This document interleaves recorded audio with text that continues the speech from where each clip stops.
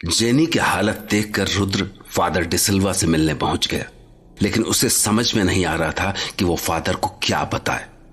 पूरी बात समझकर फादर ने उसी वक्त जेनी के पास जाने का फैसला किया और थोड़ी ही देर में वो जेनी के घर पहुंच चुके थे। लेकिन आगे जो होने वाला था उसके बारे में रुद्र ने सपने में भी नहीं सोचा था। Jenny, Jenny, Father D'Silva is here. Jenny, इसने चादर ओढ़ रखी है, मैं देखता हूं। जेनी, जेनी, फादर, इसके फेस को क्या हुआ है? एकदम पीला पड़ रहा है और होठ एकदम सफेद हो गए हैं। रुद्र, तुम हटो, मुझे देखने दो। How is it possible? चेहरा एकदम पीला हो गया है और आंखें एकदम धंस गई हैं। ये तो ऐसे लग रहा है जैसे इसकी बॉडी में खून एकदम से कम हो गया है। Rudra, stethoscope. Yes Father. Jenny, my child, what happened to you?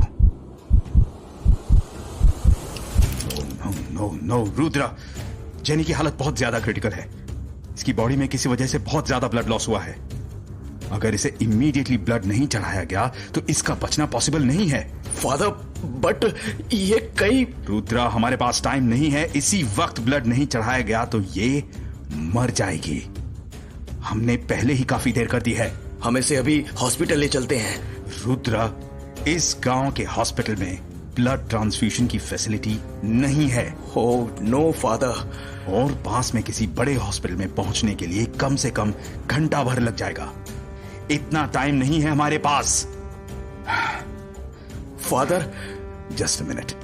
तुमने अभी कुछ दिन पहले जेनी का ब्लड टेस्ट करवाया था, उसकी रिपोर्ट दिखाओ मुझे जल्दी, फटाफट। Yes father.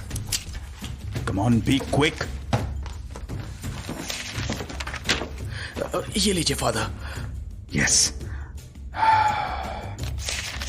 Yes yes. Jenny का ब्लड ग्रुप यूनिवर्सल एक्सेप्टर है, AB पॉजिटिव। इसे किसी का भी ब्लड चढ़ाया जा सकता है। तुम ब्लड दोगे जेनी को? श्योर फादर, लेकिन फादर आपने कहा कि हॉस्पिटल ले जाने का टाइम नहीं है हमारे पास। यस, इसीलिए हम इसे यहीं ब्लड चढ़ाने वाले हैं। यहाँ? लेकिन कैसे? इस गांव के हॉस्पिटल में तो पता नहीं ग्लूकोज चढ़ाने की फैसिलिटी है या नहीं, और आप यहाँ ब्लड चढ़ाने की बात कर रहे हैं। Rudra, don't waste time. जैसे मैं कह रहा हूं वैसे करो। मैं यहीं पर तुम्हारा ब्लड जेनी को चढ़ाने वाला हूं। Direct blood transfusion. Father, but is it safe for jenny? तुम्हारे पास कोई बेटर ऑप्शन हो तो मुझे बताओ। इस वक्त मैं वही कर रहा हूं जो जेनी के लिए, उसकी लाइफ के लिए बेस्ट है। और अगर तुम्हें ब्लड देने में कोई दिक्कत है तो मैं इसे अपना ब्लड देने वाला हूं। अंडरस्टैंड?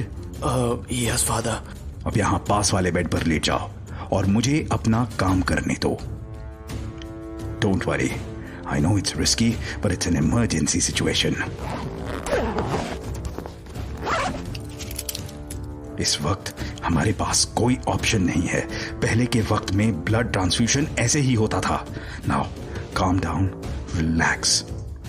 अब ये नीडल तुम्हारी बॉडी से ब्लड को इस पाइप में भेजेगी और इस पाइप से होकर तुम्हारा ब्लड जेनी के बॉडी में जाएगा। Okay okay. और अब तुम एकदम रिलैक्स हो जाओ। बस थोड़ी देर में ही सब ठीक हो जाएगा। रुद्र को फादर डिसिल्वा का तरीका अजीब सा लग रहा था, और दरअसल सच्चाई ये थी कि उसे फादर के तौर तरीकों को देखकर डर भी लग रहा था। लेकिन थोड़ी ही देर में उसे समझ में आ गया कि उसका यह डर बेवजह था। रुद्र का खून मिलने की वजह से जेनी की हालत सुधरने लगी। Rudra, jenny is okay now. Thanks father, and sorry कि मैंने आप पर डाउट किया। I liked it. मुझे वो सभी लोग पसंद हैं जो सवाल करते हैं और सवाल का जवाब सुनने की हिम्मत भी रखते हैं। जेनी को थोड़ी देर में होश आ जाएगा। तुम इसके सर के नीचे से तकिया हटाने में मेरी मदद करो। Yes father.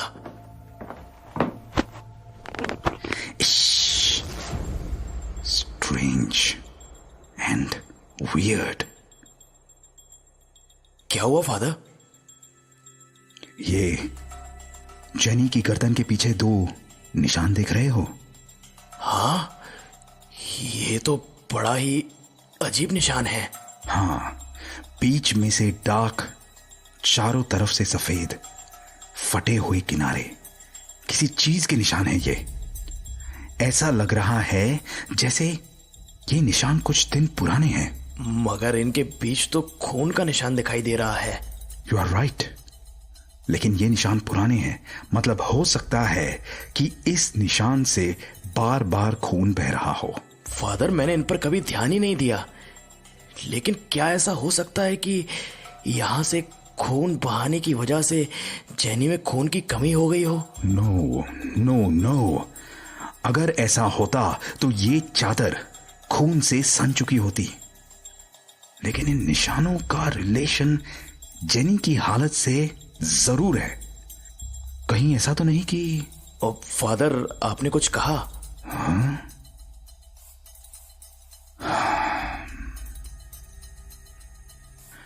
नहीं, ऐसे ही। रुद्र, तुमने अभी अभी ब्लड डोनेट किया है, इसलिए तुम वीकनेस फील कर रहे होंगे, लेकिन फिर भी तुम्हें इसका ध्यान रखना होगा।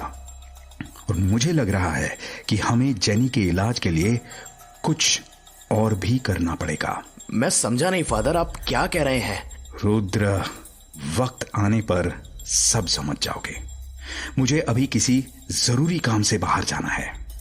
मैं कल फिर आऊंगा, और तुम ध्यान रखना, अपना भी और जेनी का भी।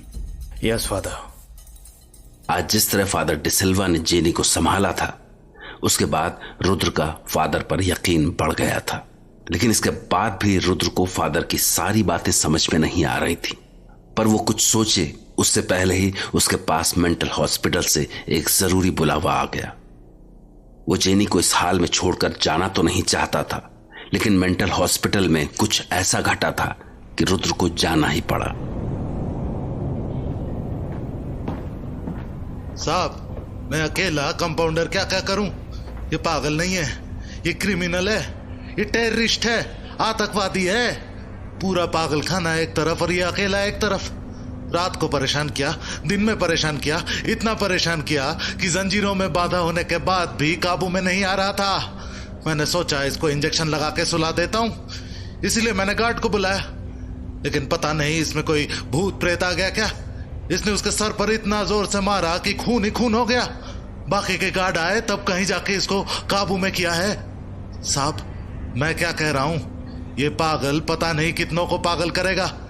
ये जो बोलता है ना कि मैं राक्षस हूं, ये सही में राक्षस है। मैं डॉक्टर से बात करता हूं इस बारे में। इसके ट्रीटमेंट में कुछ बदलाव करना पड़ेगा। साहब, ट्रीटमेंट उसका किया जाता है जिसका इलाज होने की उम्मीद हो। इसका इलाज नहीं हो सकता है।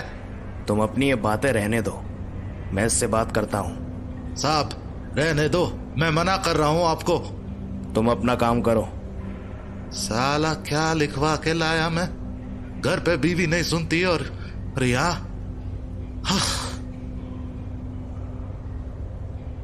आज एकदम चुप बैठे हो, क्यों किया तुमने ये सब?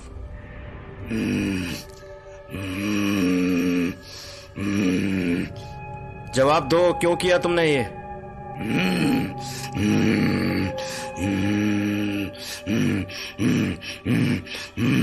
नहीं बताओगे?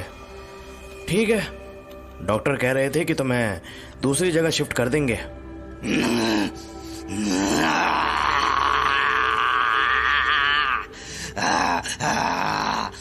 देखो, लोग चाहे जो कुछ कहें, लेकिन मैं जानता हूं कि तुम ये जो कुछ कर रहे हो, इसके पीछे कोई ना कोई वजह है।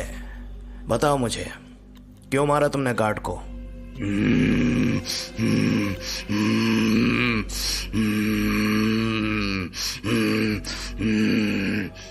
लगता है कि तुम नहीं बताना चाहते हो।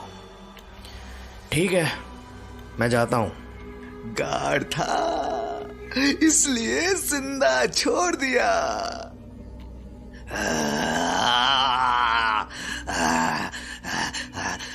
वो कंपाउंडर हाथ लगता ना तो मार डालता उसे। लेकिन क्यों?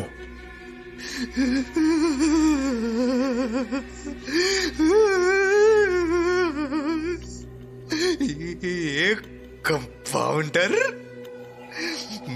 मेरे मालिक का मजाक उड़ाता है। मालिक ने कहा है, उन्होंने कहा है कि वो हिसाब करेंगे इसका, वो हिसाब करेंगे इसका।